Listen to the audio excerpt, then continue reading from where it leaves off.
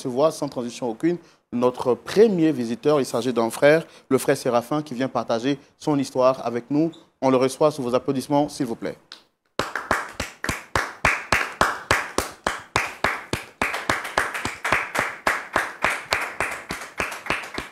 Shalom, installez-vous.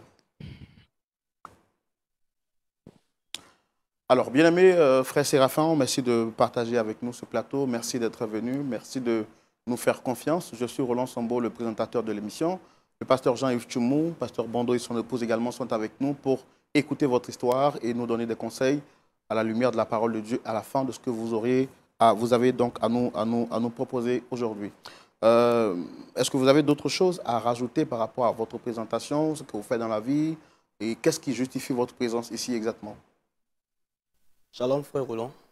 Vous êtes trompé lors de la présentation, c'est le frère Jacques Blé. Comment vous avez dit? Je suis Jacques Blé. Pardon, toutes mes excuses, Le frère Jacques Blé. Désolé, vraiment désolé. Alors, comment, en dehors de votre prénom, qu'est-ce que vous faites dans la vie et qu'est-ce qui justifie votre présence ici? Ok, je suis ingénieur en réseau télécom. Voilà. Et je suis venu ici parce que j'ai un problème. Je vais rencontrer mon pasteur. Vous souhaitez rencontrer votre pasteur. On va essayer de parler un peu plus fort. Oui. Je reprends pour vous dire que vous êtes le frère Jacques Blé et vous êtes ingénieur. Ingénieur en réseau télécom. En réseau télécom. Et vous souhaitez rencontrer votre pasteur sur ce plateau. Pourquoi accepter ou bien pourquoi faire le choix de voir votre pasteur sur ce plateau quand vous auriez pu le rencontrer en dehors du plateau?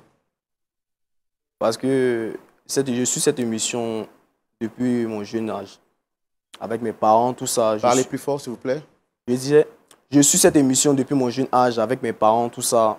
Donc, je regarde cette émission et je vois à la fin, il y a toujours un accord à part. C'était beau, c'est vraiment intéressant. Donc, bon, quand j'ai eu ce problème avec mon pasteur, j'ai dit pourquoi ne pas venir sur cette émission pour essayer d'exposer. Avez-vous tenté de rencontrer personnellement votre pasteur ou bien par le biais de personnes interposées pour trouver une solution? Non. Vous ne l'avez pas fait? Non. Et vous venez directement ici? D'accord. Quel est le problème qui vous oppose à votre pasteur? On va le savoir tout de suite dans la rubrique Le Grand Déballage. Et c'est maintenant.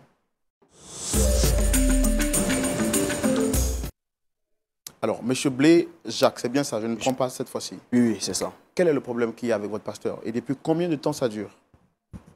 Ce problème dure depuis plus d'1 an.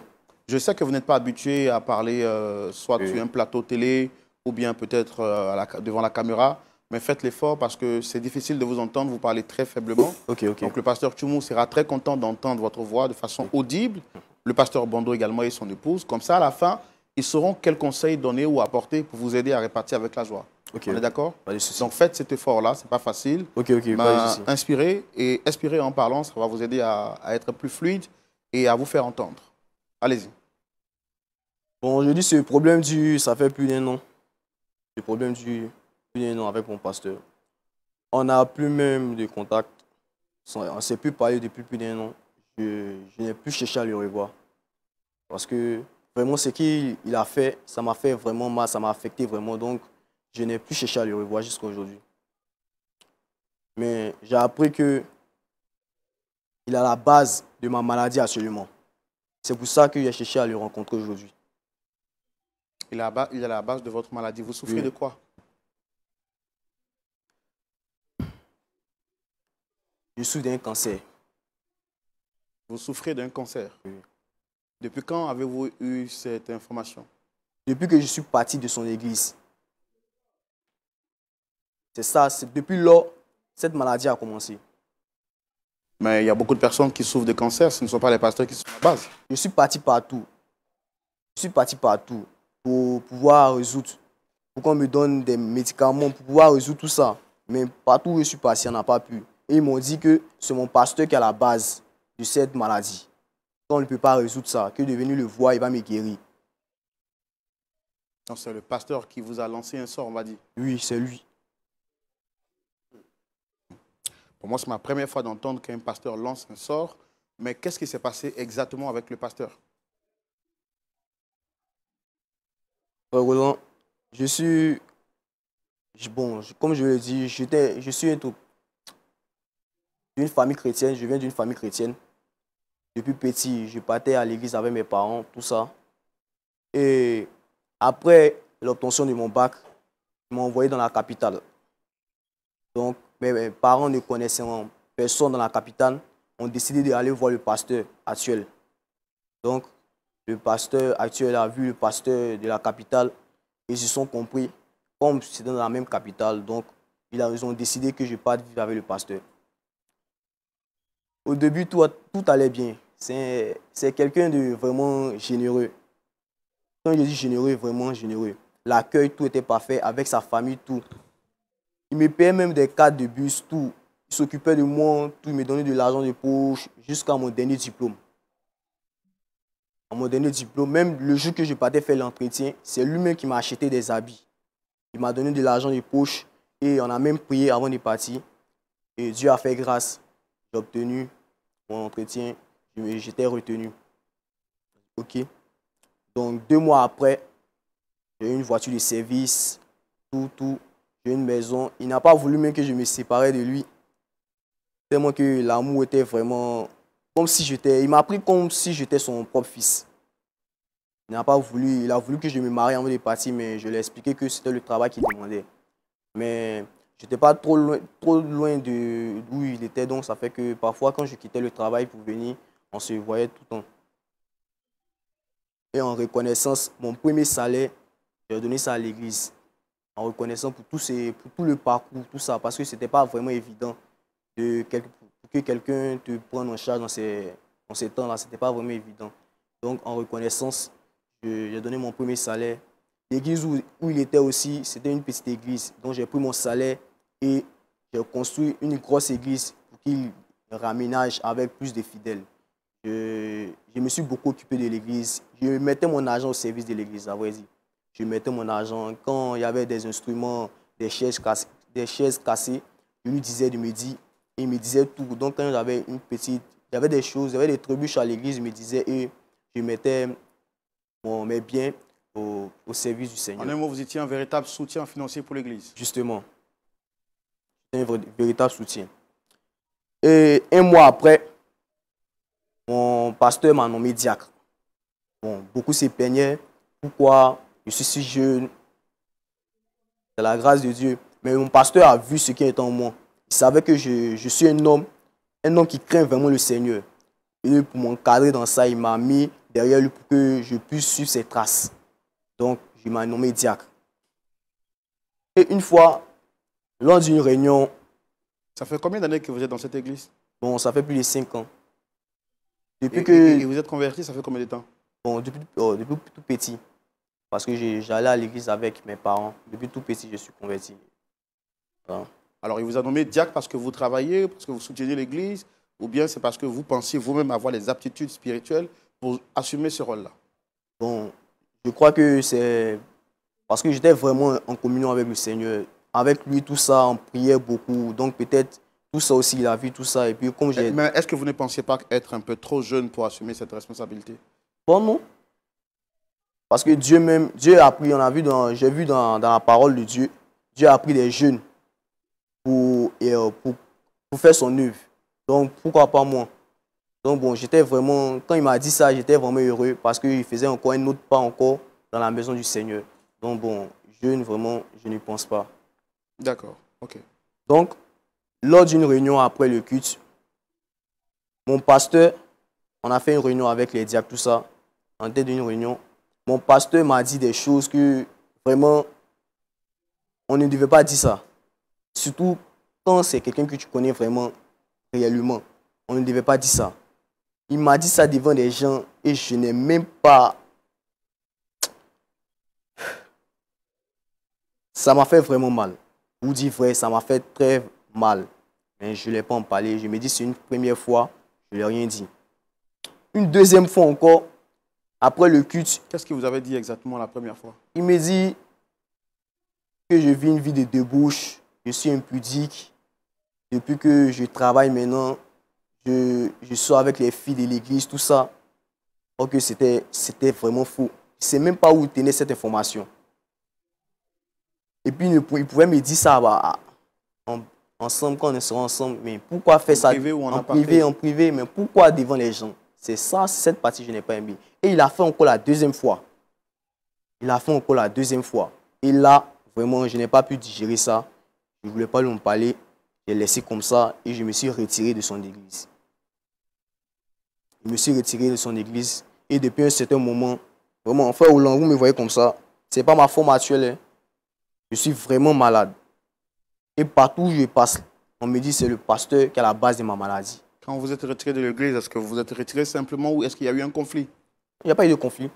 Je ne lui ai pas en parlé. Je me suis retiré vraiment, simplement. Je ne voulais même pas lui en parler parce que ça fait plus de 2 fois tout ça. Je n'ai même pas cherché à lui en parler. Tranquille. Mais quelle est la preuve matérielle que vous avez que c'est le pasteur qui est à la base de ce que vous souffrez? Puisque vous avez vous-même dit à l'origine qu'il vous a soutenu, il a payé votre carte jusqu'à ce que vous deveniez indépendant financièrement. Oui. Quelle est la raison pour laquelle il pourrait vous faire du mal après avoir tant milité pour votre stabilité professionnelle? Mais je ne donne plus de l'argent dans son église. Si je ne donne plus de l'argent dans son église, il va me jeter un sort là pour m'appauvrir, pour qu'il revienne encore. C'est pour ça qu'il a fait ça. Est-ce que vous trouvez votre raisonnement assez convaincant, pour ne pas dire assez logique? Évidemment, parce que, frère Roland, j'étais chez lui, tout allait bien. Il n'y a pas de problème. Mais dès que j'ai décidé de lui en en parler, j'ai décidé de quitter auprès de lui, net, j'ai des maladies, tout ça, il ne sait pas ce qui m'arrive. Je tombe malade, on ne peut pas résoudre. Ça fait que dans mon travail, vraiment, ça ne me facilite pas la tâche. D'accord. Nous, on a écouté votre version, on a écouté ce que vous avez à dire. On est très regardant lorsqu'il s'agit des questions de pasteurs, parce que nous ne voulons pas que le nom des pasteurs soit jeté à la vindicte populaire, surtout que Lumière du Monde Télévision travaille pour l'évolution du corps du Christ et que nous sommes défenseurs de la saine doctrine. On vous a écouté, il est aussi important pour nous d'entendre la version du pasteur et savoir qu'est-ce qu'il a dit par rapport à ce que vous venez de dire ce soir. On le reçoit sous vos applaudissements, s'il vous plaît.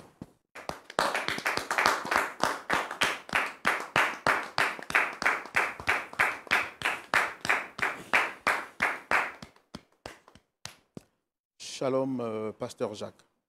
Shalom. Pasteur Séraphin, je confonds vos prénoms, excusez-moi, pardon. Vous allez bien? Oui, je vais bien. Alors, je suis pasteur Séraphin. Je sais que vous êtes impatient de parler.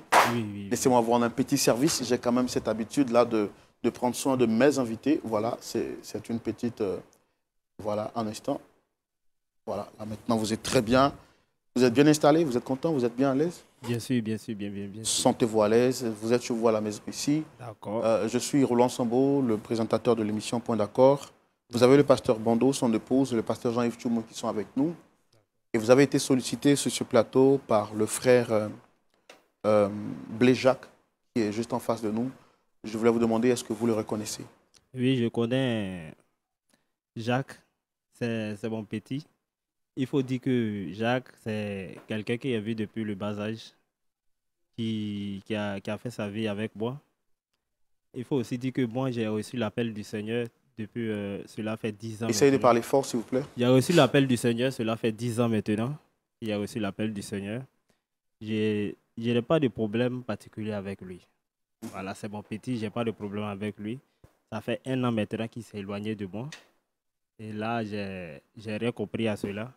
Parce que là, il faut dire que Jacques, c'est quelqu'un que j'ai beaucoup aimé. Que vous aviez beaucoup aimé, ça veut dire que vous ne l'aimez plus? Non, je l'aime toujours en fait. Même plus. Parce qu'il ne donne plus l'argent dans son église. Il va plus m'aimer, c'est normal. D'accord. Alors, vous vous avez dit sur ce plateau que tout va bien avec votre fils, comme vous l'avez dit, hein, moi j'emploie vos mots. Sinon, pour nous, nous sommes des frères. Vous l'avez dit que vous n'avez aucun problème avec votre fils, Jacques. Oui, c'est cela. Cependant, il nous a fait savoir sur ce plateau que vous êtes à l'origine de tous les malheurs qu'il vit aujourd'hui. Alors, qu'est-ce qui s'est passé exactement pour que vous ne soyez plus ensemble au jour d'aujourd'hui, vu que vous aviez eu un passé très rayonnant, un passé où vous étiez très fusionnel, et aujourd'hui, de savoir que vous n'êtes plus ensemble, qu'est-ce qui s'est réellement passé? Est-ce que vous vous reconnaissez dans les faits qui vous reprochent? Il faut dire que Jacques, c'est quelqu'un qui a chassé tous mes fidèles de mon église. Il s'est levé, il va dire aux fidèles que j'ai fait des occultes. Je n'ai pas compris. Il a chassé mes fidèles. Il a chassé les fidèles du Seigneur ou vos fidèles? Oui. Bon, il a chassé les fidèles du Seigneur de mon église, de l'église. Il va dire aux fidèles que moi, j'ai pratiqué les pratiques occultes de mon église, dans mon église. Sachant que c'est quelqu'un que j'ai pris depuis le bas âge. Je ne pourrais pas le faire. Il va dire qu'il y a des canaris dans ma maison. Sachant que j'étais un peu malade. Donc ma soeur qui rentrait du village, il m'a apporté des médicaments de palu. C'est ce qui était déposé dans ma maison. C'est quelqu'un dans l'église, il se permet de coucher avec femmes des gens. C'est faux. Et c'est quelqu'un. C'est faux. Qui toi t'a dit ça? Monsieur, est-ce que vous pouvez laisser le pasteur s'exprimer? Non, j'aime pas quand on mentionne mon fait. Monsieur, est-ce que vous pouvez laisser le pasteur s'exprimer? Vous n'êtes pas dans un tohu-bohu, vous êtes sur un plateau responsable. On vous a laissé le temps de vous exprimer, vous allez le laisser également s'exprimer. Et si vous avez des propos contradictoires, vous pouvez les dire dans l'ordre et dans le respect. On est bien d'accord? Merci. Il couchait avec femmes des gens. Les fidèles, il enceintait les filles qui faisaient la chorale. Et il faisait à voter aux gens. Il faisait à voter à ces femmes dans l'église. Et je l'ai interpellé pour dire, Jacques, ce que tu as là fait, ce n'est pas une bonne chose. Il faut te repentir. Et depuis là où il a dit ça, il a quitté l'église. Et il dit aux gens que moi, je vais au Bénin. Je vais chercher les pratiques occultes pour faire avancer mon église. Rapprochez le micro, il serait de parler un peu plus fort. Pour faire avancer mon église. Je vais au Bénin pour chercher les pratiques occultes pour faire avancer l'église. C'est lui qui est assis là. Je n'ai pas de problème avec lui. Mais il faut dire que c'est un petit. Depuis il a commencé à investir, bon, si je peux le dire comme ça, à avoir un peu d'argent, il s'est dit qu'il peut se permettre à tout faire dans l'église. Sachant que ce sont des choses qu'on ne doit pas le faire. Il a encore dit que je suis à l'origine de sa maladie. Est-ce que moi j'ai un pouvoir de faire cela à quelqu'un? Oh là, ce qu'il dit là, c'est faux. Parce que j'étais avec lui. Il n'y avait pas de maladie. Il n'y avait rien. Non, ce n'est pas une question de maladie ou pas de... Vous êtes sur un plateau qui est reconnu pour sa pertinence de vérité. Vous avez dit ce que vous avez à dire, on a écouté le pasteur. En âme et conscience. Il ne s'agit pas de tergiverser ou bien de tourner autour du pot pour avoir raison ou se défendre parce qu'on veut se défendre. Est-ce que les faits que le pasteur vous reproche sont avérés? Oui ou non? Oui. Est-ce qu'il est vrai que vous courtisiez les filles de l'église et que vous les avez engrossées? Et s'il avait fait ça, ça avait leur consentement? Monsieur, est-ce qu'il est vrai que vous avez courtisé les filles de l'église et que vous les avez engrossées? Oui.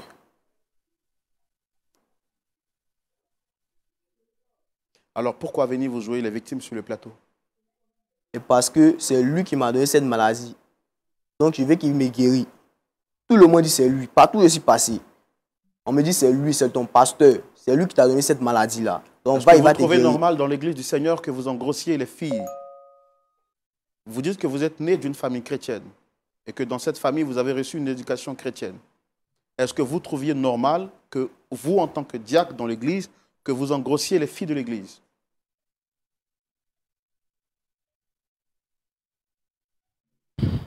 Alors, est-ce qu'il est vrai que vous avez raconté des faussetés sur votre pasteur? Est-ce que ça, c'est vrai?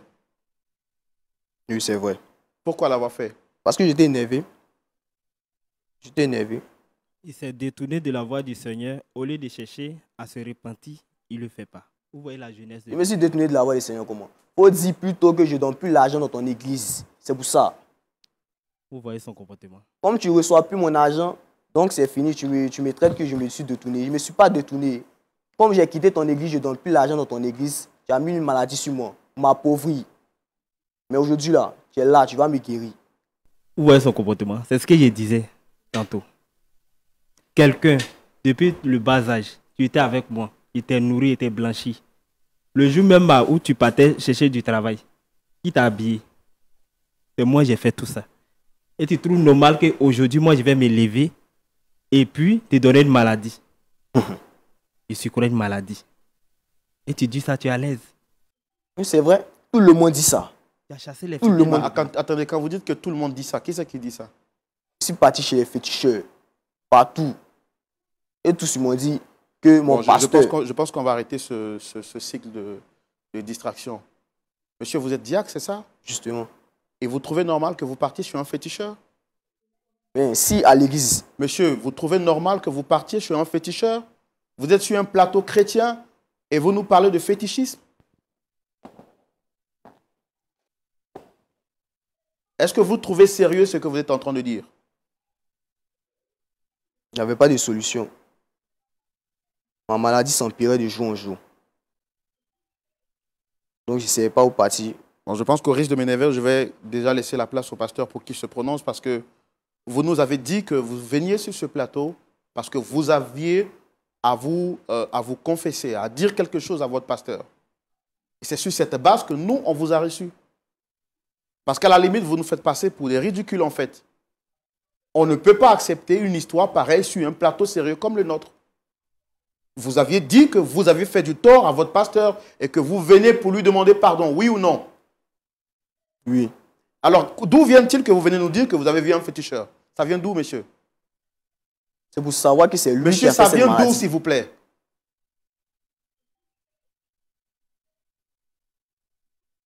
Ne mettez pas la crédibilité de notre émission en jeu, monsieur. On a pris le temps de vous écouter avant que vous ne veniez ici. Vous nous avez supplié parce que vous vouliez demander pardon à votre pasteur pour tout le mal que vous lui avez fait. Vous vouliez vous repentir. Vous vouliez faire une confession publique. C'est pourquoi on vous a reçu. Pourquoi vous voulez changer maintenant votre version? Parce que vous savez que vous êtes devant les caméras du monde. Pourquoi vous faites ça? Quelle est l'image que vous voulez donner à l'église?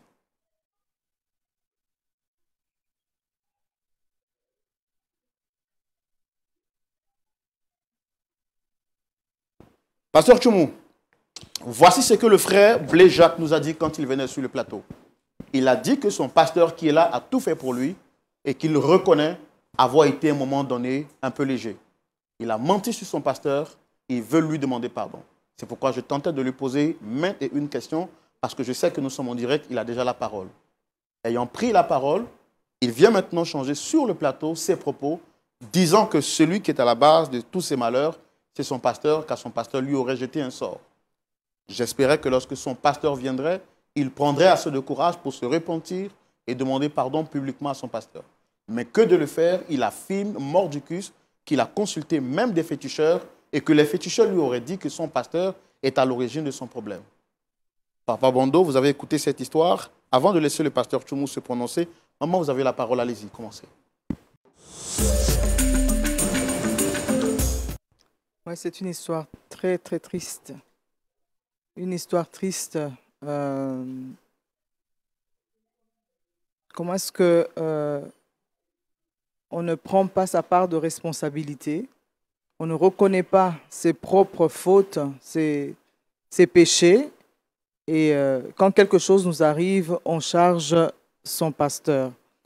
C'est vraiment triste. Et surtout, si on se reconnaît enfant de Dieu, chrétien, même s'il y a la détresse qui est là, on ne peut pas se détourner de Dieu et aller consulter des féticheurs pour avoir des solutions. Et la preuve est que le frère est là, notre ami est là pour justement trouver une solution parce que les féticheurs n'ont pas de solution. Au lieu de crier à Dieu, au lieu de se remettre en ordre avec Dieu, de se remettre en ordre avec son pasteur, on va trouver des féticheurs. C'est vraiment très triste.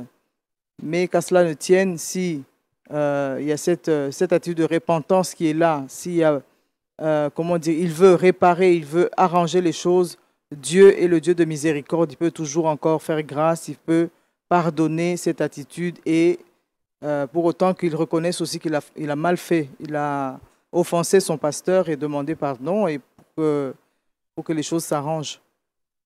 Voilà. Merci beaucoup, Maman Bando. On va laisser le pasteur Bando se prononcer en 2 petites minutes sur la question. Voilà, moi je voudrais d'abord m'adresser au pasteur. Vous avez pris ce jeune homme, quand il était encore jeune, sous vos ailes. vous avez payé ses études, vous lui avez permis, quelque part, d'avoir un cursus qui lui a permis de décrocher un diplôme d'ingénieur. Et chemin faisant, vous l'avez nommé diacre. C'est cela.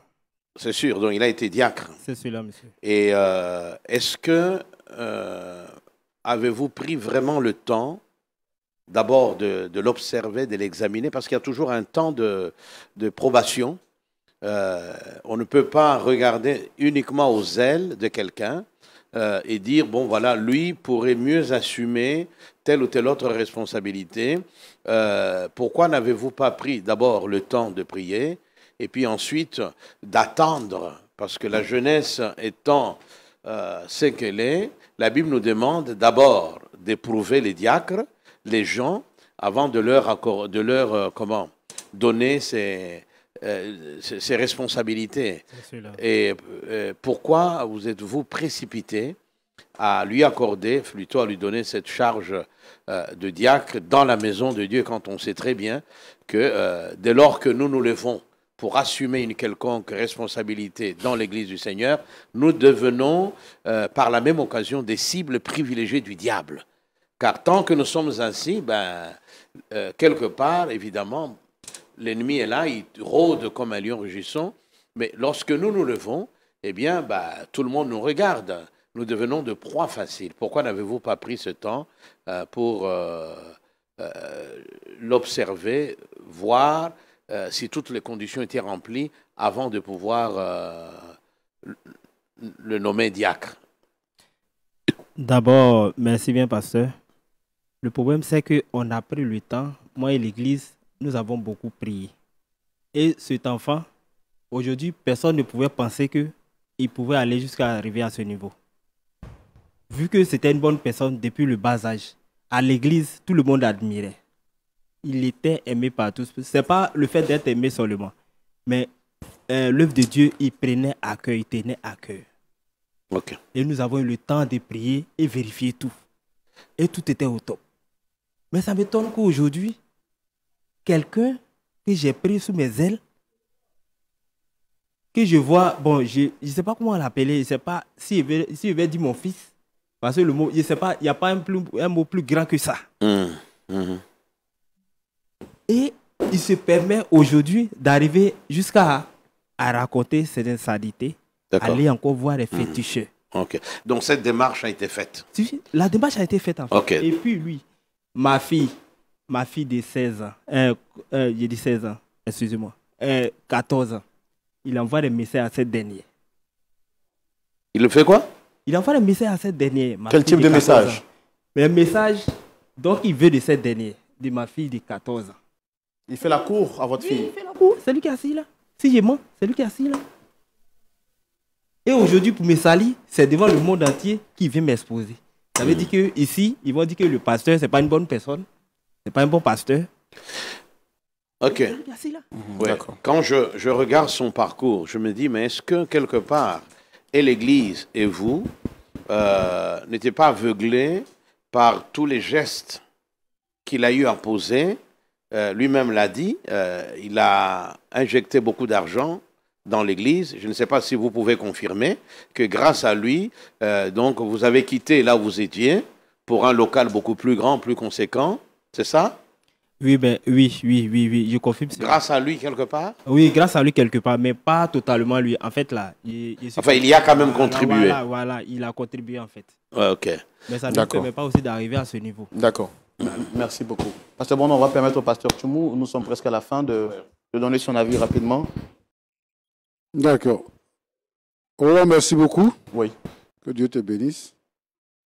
Bon, pasteur, ce que je veux savoir, c'est que il a habité chez toi à la maison? Oui, il a habité chez moi. D'accord. Il a habité chez moi. Et par moment, il est tombé malade? Lorsqu'il était chez moi? Oui. Non, il n'était pas bon. Il y avait des maladies, des petits bobos, des enfants quand il était encore chez moi. Et quand il est malade, tu le soignes? Si, je soignais. Je payais ses soins, je payais tout. C'est lui qui est assis là, il peut confirmer. D'accord. Donc tu t'es occupé de lui? Bien sûr.